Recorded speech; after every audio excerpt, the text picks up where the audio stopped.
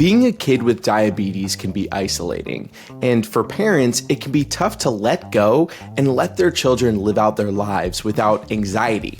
That's why when I heard about Diabetes Camp, I knew I had to cover it on the podcast. Welcome to the show. I'm Justin. I have type 1 diabetes, and on here I cover all things diabetes tech, news, and management, and hear stories from providers, tech leaders, and those thriving with diabetes. I spoke with parents Mike and Rachel about their heartwarming experience sending their 9-year-old daughter to Diabetes Camp for the first time last summer. We got into their search for camps and how they stumbled upon ADA Camp Freedom, how it felt to be cut off from their daughter's glucose readings for a week, and how their daughter's independence grew. I also got to speak with their daughter Molly to ask her questions about camp, making friends like her, and how she's grown from the experience. On next week's episode, I'm speaking with a counselor who works at the camp, a medical counselor, to hear more about what's going on behind the scenes. She has worked there for 15 years, so that should be pretty good. If you are a parent and you're looking for more information on diabetes technology or just general support, you should check out our free Diabetech Discord channel. You can join the conversation with the link in the show notes. Keep in mind that anything you hear on my podcast or anywhere on my other pages is not medical advice. Always consult with a physician before making changes to your healthcare. Today's episode is sponsored by T1D Exchange. You can directly make an impact on diabetes healthcare, treatments, and technology by participating in the T1D Exchange registry. It starts with a simple survey about your life with T1D, and it only takes about 15 minutes. After that, you'll have a personal portal with ongoing T1D study and survey opportunities. Plus, some of these studies even offer compensation. Signing up with the link in the show notes helps support my channel, and it allows me to continue putting out free content. You can sign up at t1dexchange.org/diabetech or click that link in today's show notes. Mike, Rachel, thank you so much for coming on the show today. I'm happy to have you here. Our pleasure. Thank you. Thanks for having us. Of course. So, this is a topic I haven't explored very much, and I have a lot to learn, and I haven't talked about it on my podcast yet. So before we dive into camp and what that looks like, tell me a little bit about your family and your daughter. How old is she? What's her name? And she wasn't diagnosed that long ago, right? About the same time you were, I think. Yeah, so it's just the three of us. We have Molly, one daughter. She's almost 10, but she was diagnosed in August 2021, so she was 7. And yeah, I think she's in 4th grade. She's a dancer. She's thriving in life. So. Yeah. When she was diagnosed, a couple years ago, did you think at that time that like a 7-day overnight camp was going to be possible? I don't think I thought that like a one night overnight, even with like her grandparents, was possible. Like my brain went to, how is she going to go to college? Like that first night that we were in the hospital, how is she going to? So no, probably not. I probably was like, camp dreams are over.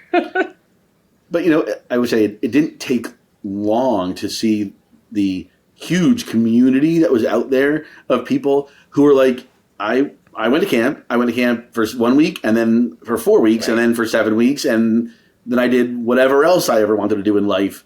But yeah, I agree that right, first thriving night, with diabetes after, get off that train of what the heck is this? Yeah, no, I totally get that. I think that's what I love most about what I do or all of the content that I put out is that I'm able to show parents like you that, oh, my kid could one day run a small business and be thriving and, doing all this stuff. And I remember my first thought was like, oh, I'll never be able to go on a road trip, which is not true. Why did you decide to look into camps? Well, I think the first one was recommended to us by our doctors at CHOP, right? Yeah. To the Children's Hospital of Philadelphia. In fact, in some of their nurses and staff and endocrinologists are actually staff at the camp. But I'm pretty sure the first place we heard about it was from them. And then also my camp counselor I'm a camp girl at heart. I used to go away for 8 weeks every summer. So that was a thought, like, is she going to be able to go to camp? So my old camp counselor actually has a son. He's about 15 with type 1 diabetes also. And she mentioned that her son went to this camp, back when he was 7, 8. And that it really set him up for mainstream camps too, as well. So that was also, there were a few people, I think, in our ear about camps for kids with diabetes. Had you looked at other camps prior to that? Or did you not really, and you were like trying to find something that would fit? Well, diabetes camps or any quote, camps? So I would say, I mean, in my head, any child I ever had was always going to go to my camp that I went to growing up. Like, I attribute a lot of my confidence, my independence to camp. If I hadn't started camp when I was 12, I don't know if I would have gone off to college as far, far from my parents, or maybe I would have stayed home and all those things. I don't know if I would be where I am in my career and things like that as well. So to me, camp was always something a child that I had was going to go to. And we did start with, they have like a taste week. We did start with trying to see if she could go there. It didn't seem that that was the best spot at the time. At age 8, I believe, was when we first were talking to them about it. Didn't seem like it was going to be the safest or most comfortable experience in our heads as parents. For us, for her, or for them. Or for them. Yeah. Nobody seemed confident about it at that moment, at age 8 at least.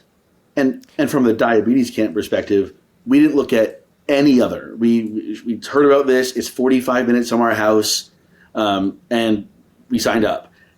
In between last year and this year, we did tour last summer. Two other one are diabetes camps, right, and also 3 other mainstream overnight camps with 3 to 7 week sessions. So we've done at this point we've done our homework kind of about all the various possibilities that are out there. Unfortunately, all the diabetes camps that are there, they're not 7 weeks, right? I don't think they. No, they seem to be about 1 to 2 week options in this area. Yeah. Yeah, and tell me about this camp that you sent Molly to, the ADA Camp Freedom, right? Yep, which is funny because I know nothing else at ADA. I get their emails and I distinguish it from nothing else, but we're sending our kid to their camp. But as I said, it's 45 minutes from our house in Schwenksville. Schwenksville. Yep. At outside Philly, right? Outside Philly, 45 minutes north of Philadelphia or so. At a site that is actually a full-out summer camp called Camp Quebec. Nothing to do with Quebec, Canada, but it's spelled with a K. So they have a pool, and they have a lake, and a zip line, and horseback riding, and archery, and all the things that any camp could or should have. So it was like a very, quote, normal camp experience in that way. But I think almost everyone there, all the campers, the in-bunk staff members, all were type 1 diabetics. And they had, like you said, staff, trained medical staff. An endocrinologist who's there the entire week, diabetes educators, RNs, everybody monitoring. They have a whole process. It just felt comfortable, safe. And from a tech standpoint, they cut off the Follow app. Yeah. When you drop your kid off there, they snip that cord, and it was the most bizarre week we had in a year and a half. Nothing beeped, and it was both a little bit of a vacation and both mildly terrifying and all at the same time. Yeah, what was that feeling like, giving that control up? So we dropped her off. We were cut off. We sat and ate lunch, and I watched, the notification come on my watch. No data, from the follow-up. No data for Molly. And that's when it set in, like, oh, we're cut off. Like, we are cut off. And I had my sunglasses on, and he turns to me and he goes, are you crying right now? bawling into her burger, right? I was like, stop. Yes. Just, we don't have to draw attention to it. It was just like I think it was the realization in that moment that like, oh, this is real. Like we're being cut off from her.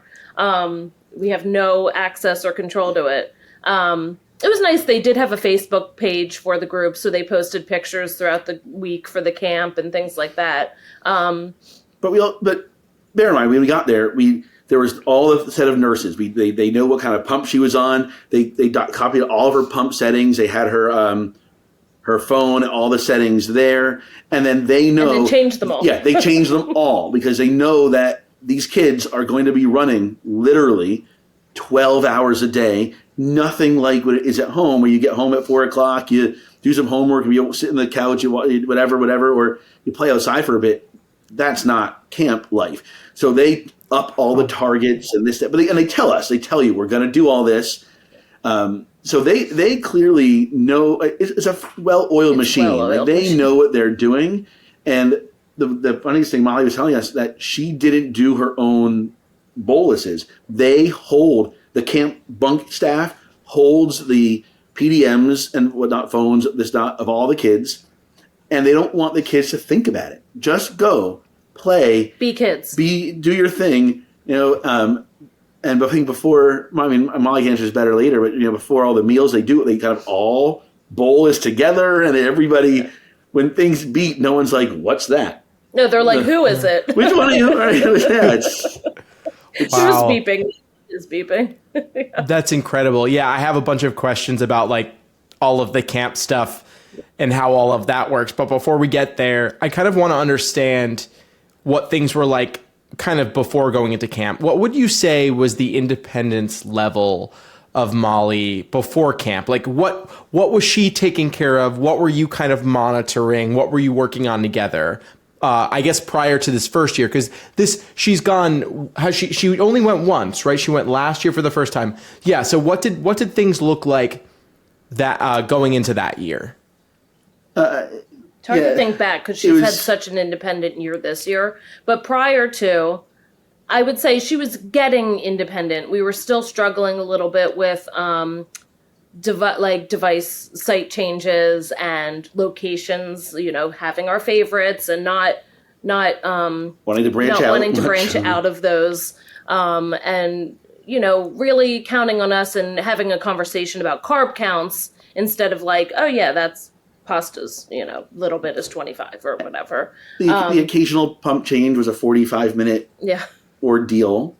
But for the most part, she was pretty independent. I mean, she goes to a public school, where at the time, all her the nurse, boluses. well, at the time she would meet the nurse at the nurse's office before every bolus, before every meal. So she's now in fourth grade. That has not happened at all in fourth grade, and I don't even think the end of third. No, third the whole year in third. Yeah, so it's there's definitely independence, and you can ask her. I would venture to say that part of that came from the experience of seeing all these other kids doing it and knowing that like it can be done, it can be handled, not a huge deal. So I definitely think the camp put her independence and confidence, a little on hyperdrive for a little bit in a good way. Yeah, I bet. And for us too. Like for us too, to see that she went there for a week and didn't need us. Yeah, she came back and she was like, "Hey, guess what I do?" And she pulled up her shorts and she had her pump on her leg.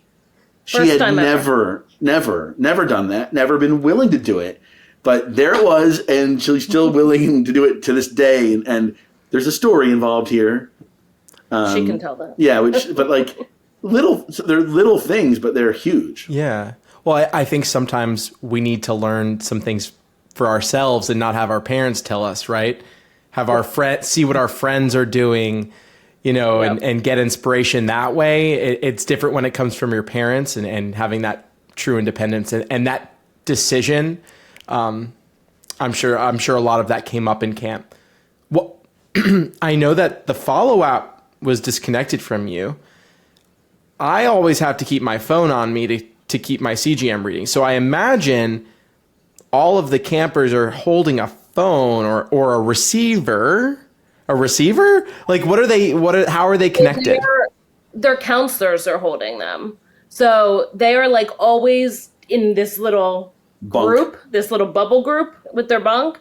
And the counselor has a bag of everybody's devices for all their readings. So they were really told like not to be holding them because they wanted them to not think about diabetes, run around without the fanny pack with your devices in there. And, really, they would hear a beep and they'd have to go check which one's beeping, who's beeping, because they're all in one bag. All labeled. They're all labeled. And then the charging station was even like when we dropped her off to set her up and put her bed together and put her clothes away in the cubbies, they were like, here's the charging station, like next to the counselor's bed. Yeah, not next to her bed, next to the counselor's bed. Yeah. And I think every night someone on medical staff would come in and do a finger prick to check the blood sugars. So they wanted to make sure everything was, all we're doing right. Yeah. What about meals? What was that process? How did they explain it to you going into camp? How did they make you feel a little more comfortable? Because that's one of the biggest question marks, right? We have our automated systems. The basal is constantly keeping us from going high and low, to the best of its ability. But carb counting is, can be confusing. Like what was that process like? I think because they were basically eating almost the same things as each other. Obviously different portion sizes. Not everybody eats the same exact portion size, but I think that makes the carb counting easier. But I think that they also carb counted as a group, like as the bunk. I mean, Molly could share a little bit more about that, what actually happened. But in my, as a parent and the way that it was explained to us and what we, expected, I think was that it sort of was just like sort of automated because pre-meal bolus was part of the camp day schedule. Right. It was, if I recall, it's literally on the schedule. Yeah. Because you have 100 kids or whatever it was in the dining hall at the same time. Yeah. 10 bunks of 10. They weren't huge, and everybody had to do their meal bolus, including the counselors. So if I recall, it was literally in the schedule: pre-meal bolus, pre-snack bolus, pre-dinner bolus. So it was never a challenge per se, and the kids weren't doing it. The staff knew what the meal was, knew the carb count. And by the way, I think they talk about it. They had the celiac menu, they had the dairy-free menu, they had the vegan menu, and they knew what the carb count was, and the kids would work together with them to. But it was the staff member, I think, who was actually entering the carbs. All right, next kid, and if they wanted seconds, they could get seconds. They'd have to just adjust. Hit it up again. People always ask me, Justin, how do you keep on your diabetes technology? And it's a simple answer: Skin Grip.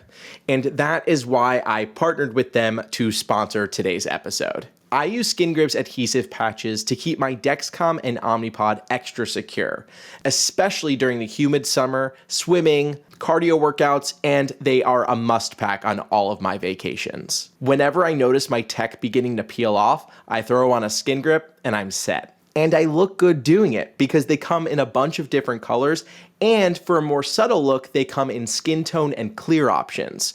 I prefer the colors though because I match them with my outfits. Skin Grip has patches for all CGMs, tubeless pumps, and infusion sets. They're latex-free, hypoallergenic, and easy to apply. As a Diabetic listener, you'll get 10% off your order. To grab some for yourself, check out that link in today's show notes or go to skingrip.com and use code JUSTIN10. Now, back to the show. This next section coming up, I wonder if it's possible to just get you two in the room for it. Is Molly still there? Is that possible? Yeah. I think it'd be better. Molly's gonna get her time in the spotlight too. We'll bring you down when it's time.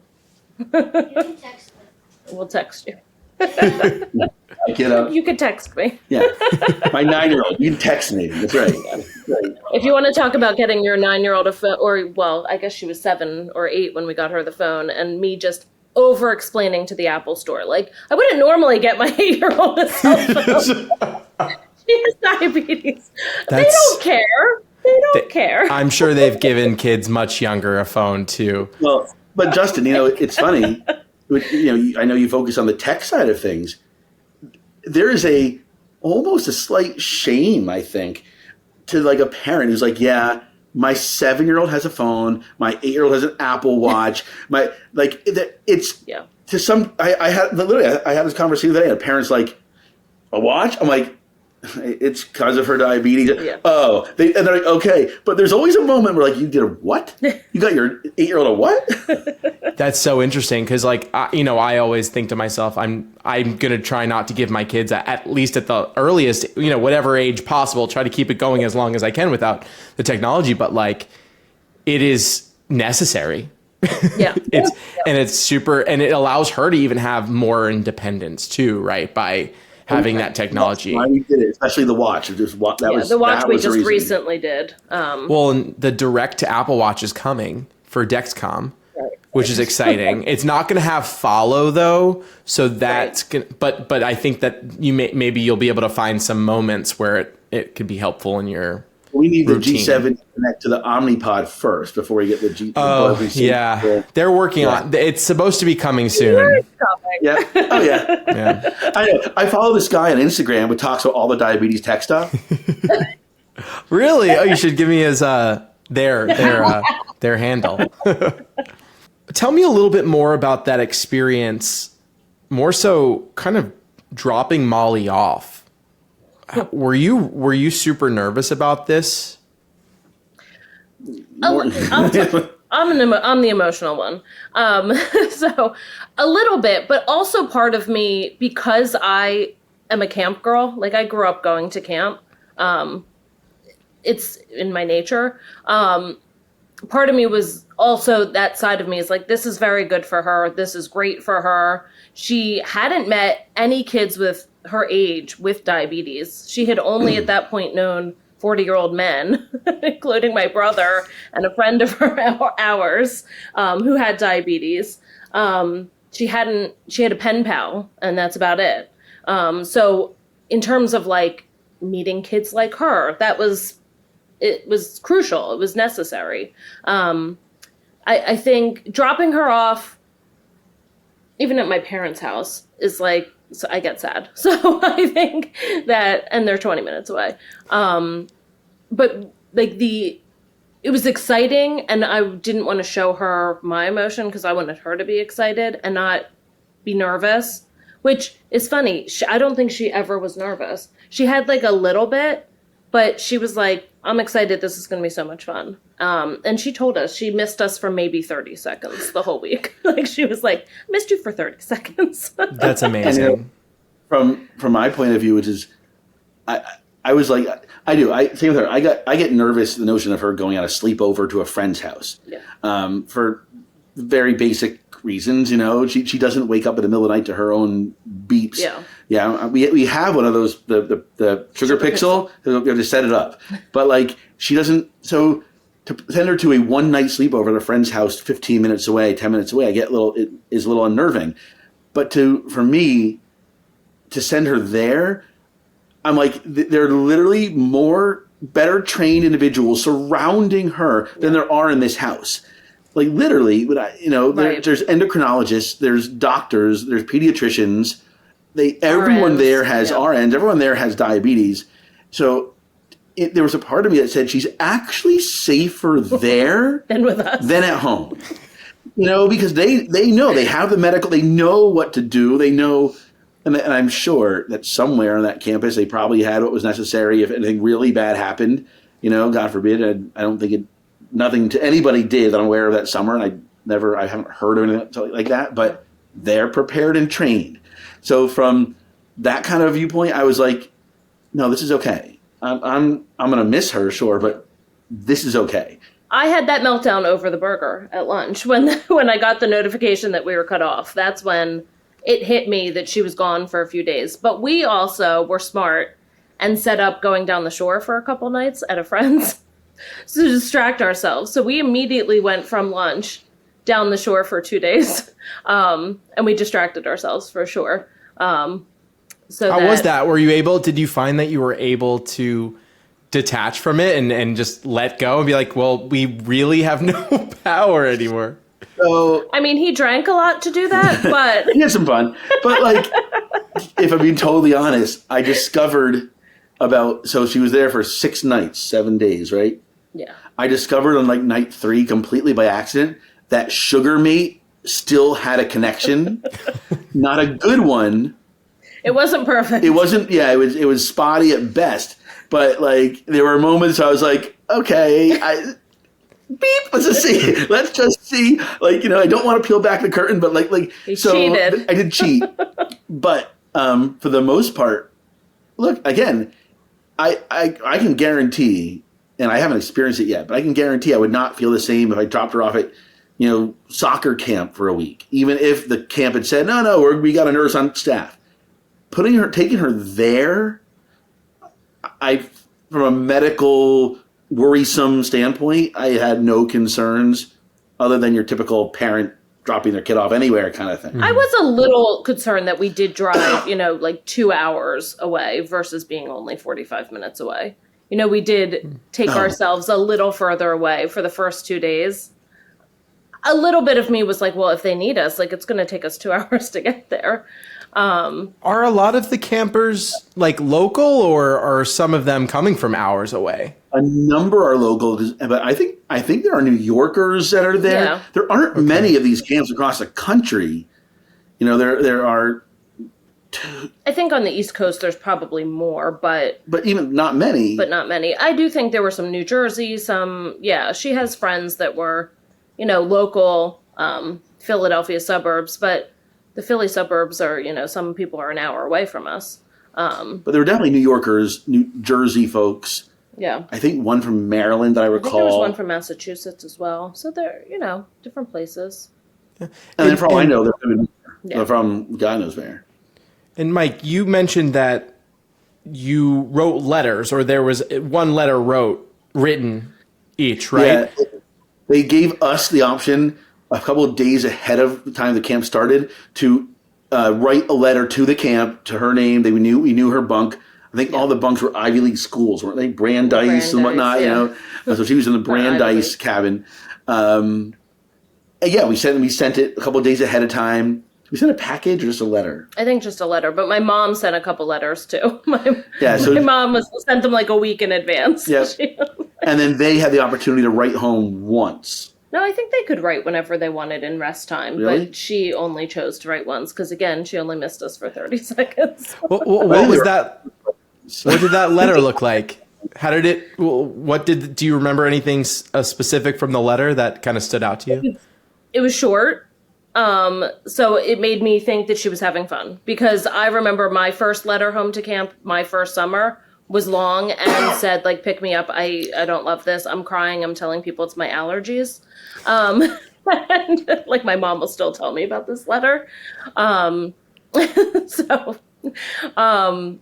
To me, it being short and her just saying like, I'm having fun, like, see you later, basically, meant she was good. I think it was 4 sentences, if I recall. It was very small. Short. Yeah. To me, that meant she was fine. Yeah, you know, did we scour that Facebook page for photos of her the first couple days? Oh, absolutely. But I was not that parent that was writing on it, show pictures of this bunk and this cabin, because I was like, no, I will not be that parent. Yeah. Do you notice? Do you remember noticing any differences when Molly came home? And that I kind of asked you before about the independence before going to camp. Did you notice any switch or anything that she wanted to take care of more and be more in charge of? Yeah. Well. Also, one thing I mentioned before is the site changes. The willingness to change them somewhere else. Number one. I mean, it was always just Adam in an arm, and she's a small girl. I mean, you'll see there's not a lot of real estate there. So to be able to like, oh no, I'm willing to put it on my leg. And there's a story. And she literally told me there's a whole about how how they got her to put, and they got her to do this, to put the pump on her leg. So that's been huge.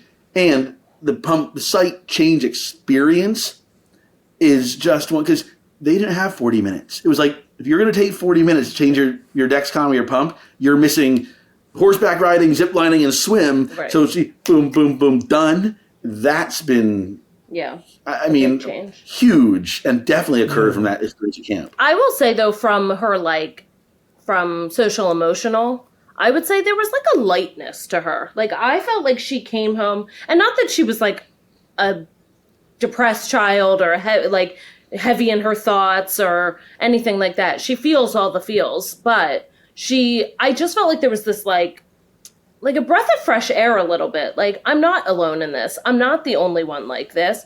But not that she stated it, but you could like feel it. Maybe that's just me. Like, I'm an empath. So I like feel emotions and feel that vibe coming off. I felt like she was like truly like happy, and just like there was this lightness and confidence about it, versus like she had the confidence. She wasn't ashamed or embarrassed, and if people asked her questions about her devices before camp, she was totally fine answering.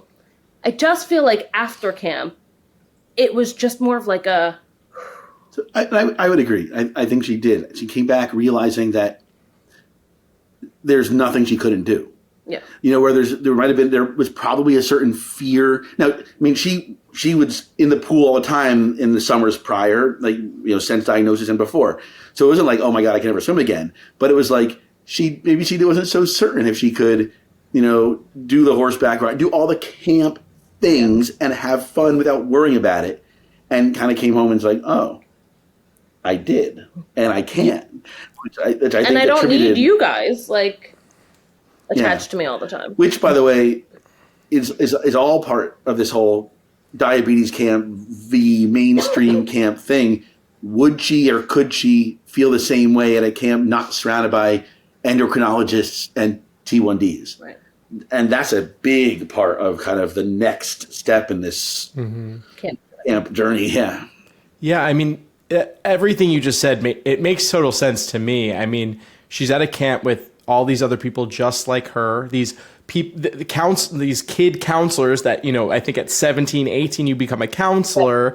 These people who have gone to this camp, who've become so independent in their own ways, people to look up to in her own special way that she's been living with, as much as I believe neither of you have T1D, right? So like, she's never truly been able to have this role model that is just like her in this way, and to be able to go somewhere and see that, it's incredible. And that totally makes sense. I've had that in my own way, just like with being gay. I felt so alone and isolated, and it wasn't until I met people like me that made me be like, oh wow, like I'm normal. I can live life. I can be happy. I can be successful, whatever it may be.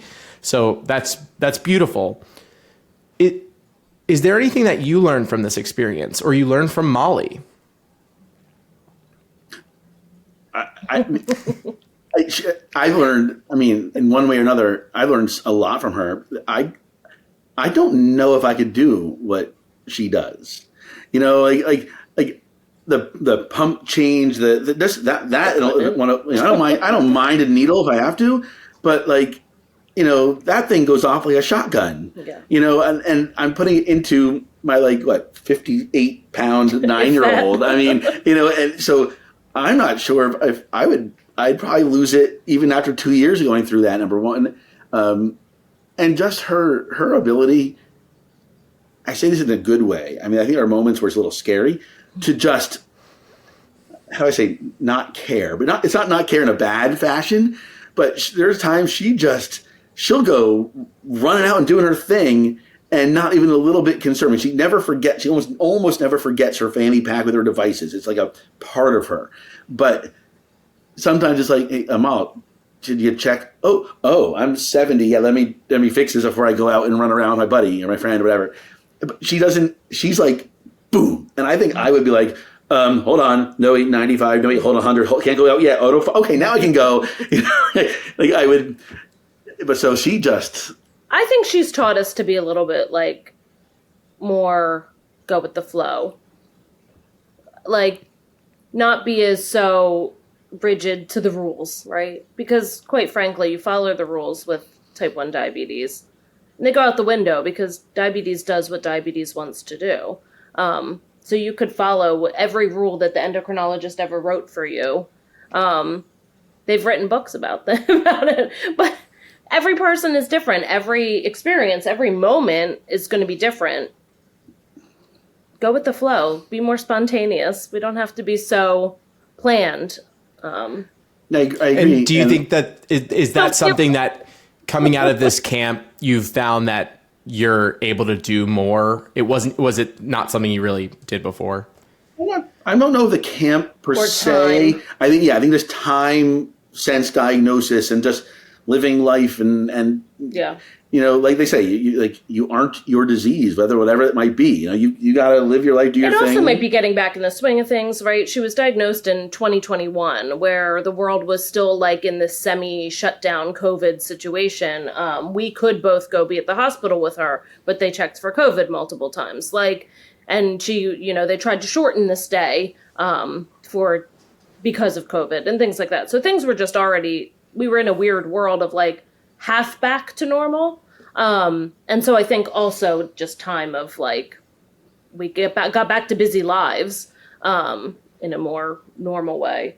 Also attributed to that. But I think camp too, just being like, look how many other kids I've now met, we have multiple of the parents as well of campers that she was with. They're sort of keeping in touch a little bit as much as, 9-year-olds know how to do on their phone. So many unread text messages and unanswered. I'm like, answer your friend. Wow, that's so interesting. Because they don't really know how to text. Good. It's okay. Do you think that there's a way to get other camps that don't specialize in this up to speed? And whose job is that?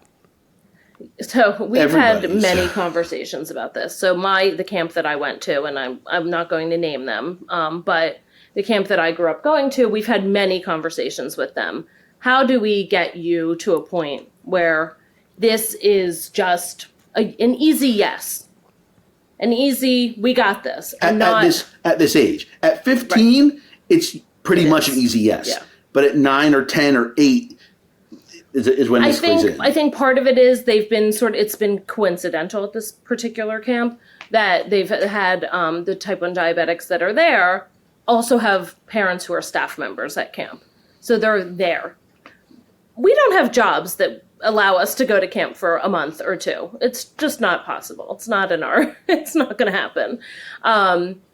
So that I have this mission that I really would love for camps, and I don't know whose job it is, but to have a diabetes educator, like, for the summer.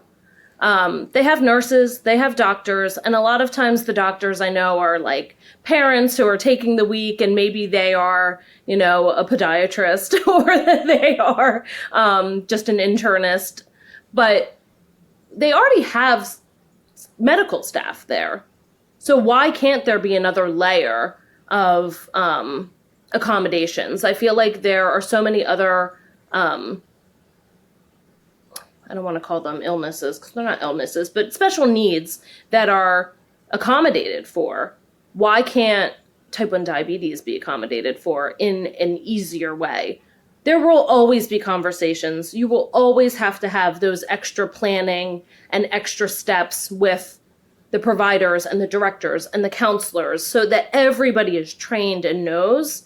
But how can we get to those steps of the training? How can we, are there nonprofit organizations like Beyond Type 1 or JDRF that could be facilitating this with mainstream camps? Can they launch a program? I'm ready to jump in and be somebody to help if they can, to help raise funds through their funding that can pay for a diabetes educator or an endocrinology nurse to be at camp for the summer. we need to have more nurses that specialize in endocrinology and pediatrics. But to be able I don't to think do it's a that, lot. I don't think it's a lot to ask for, and I think that this is why things like the American Disability Act exists, because there were so many things not covered in so many ways, like an elevator at a subway station, things like that. Like this is kind of the next frontier possibly for diabetes. And if anyone is listening who knows anything about this or can help Rachel in any way, like please reach out with the link in the show notes to my website. You can contact me. I'll connect you because I'd love to see something happen too. And if there's anything that I can do to help spread the word, please let me know.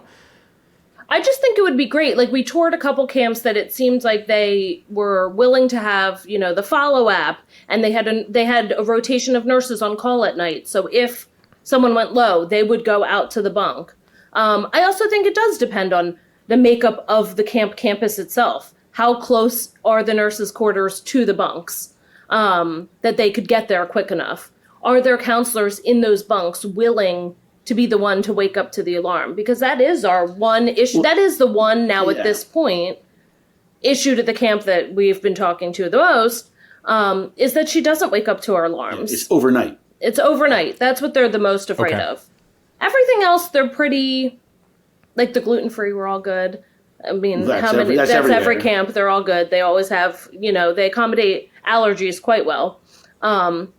And the carb counts and all that stuff and activity and taking low snacks with her and accommodating the fact that she needs a phone, even though camp's a phone-free zone.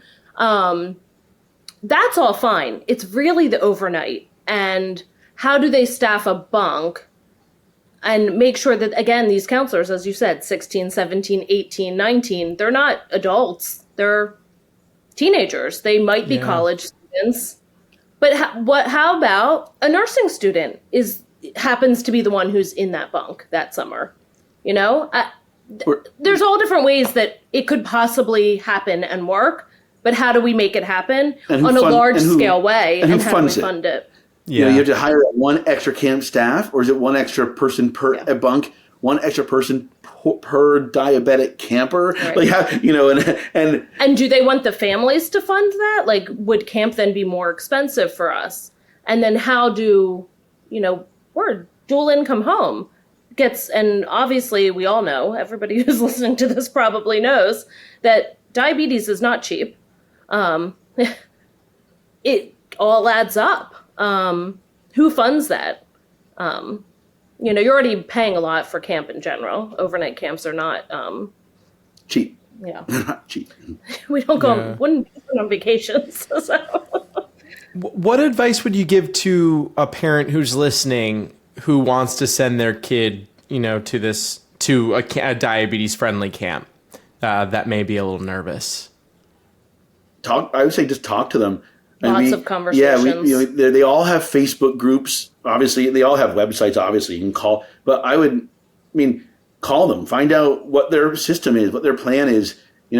Especially if you live in a major city where there's like Children's Hospital of Philadelphia. When I found out there were literally CHOP nurses and doctors that are going to be there, I was like, that's phenomenal. At least one of whom is on our team. Like they're literally one of her. And there is it her. Diabetes educator, I forget which who it is in the team, but is at camp with her. Yeah. So now we see her at these quarterly appointments. So I would make the phone calls, ask the questions, join the Facebook groups, Google. And then visit them. We visited 2 or 3 just to see what they were like, what they offered, how they differed. Molly was still most excited about freedom and their situation, but do your homework like you would anything else. But did you mean the mainstream camps too? Like what advice would we give for those too?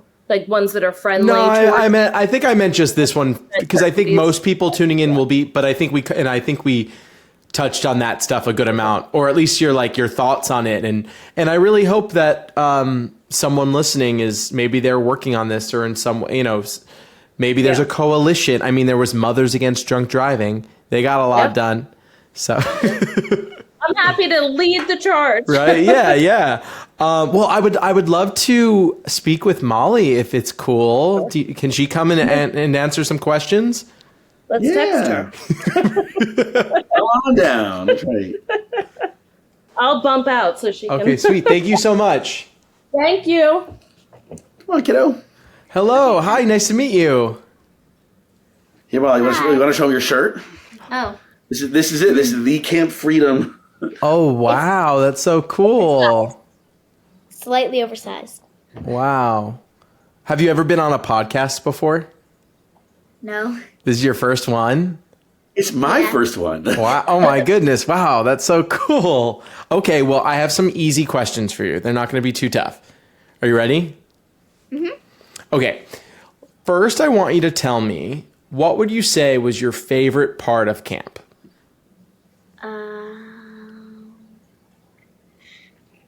Maybe the zip line and staying up pretty late. Ooh. Later than you normally would? Probably. Every night, our CIT, Annie would have a meeting that would go for a little late. So when she came back, we would all say goodnight, and then we would finally go to bed, which was at 9 o'clock.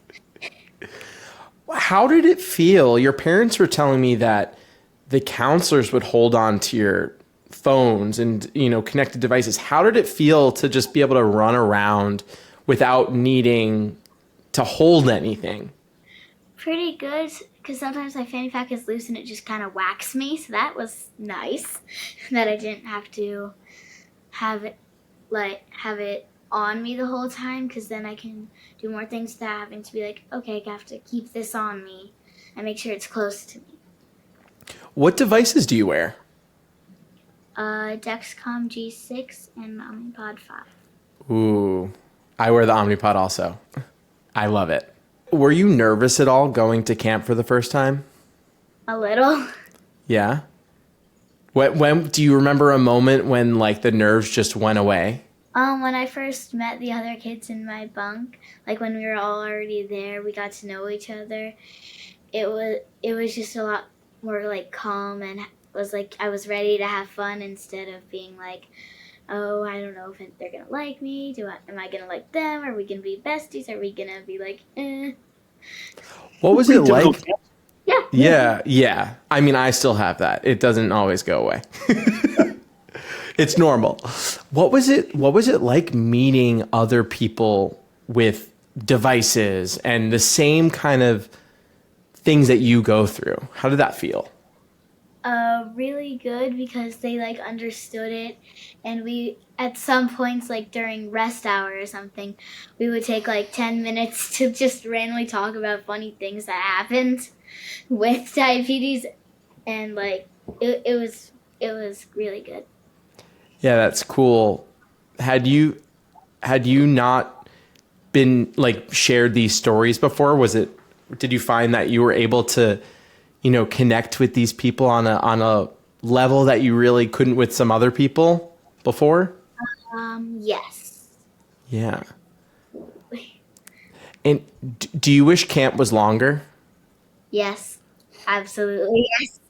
What are you most excited about for this year? Seeing my friends again and doing the zip line without being freaked out by it.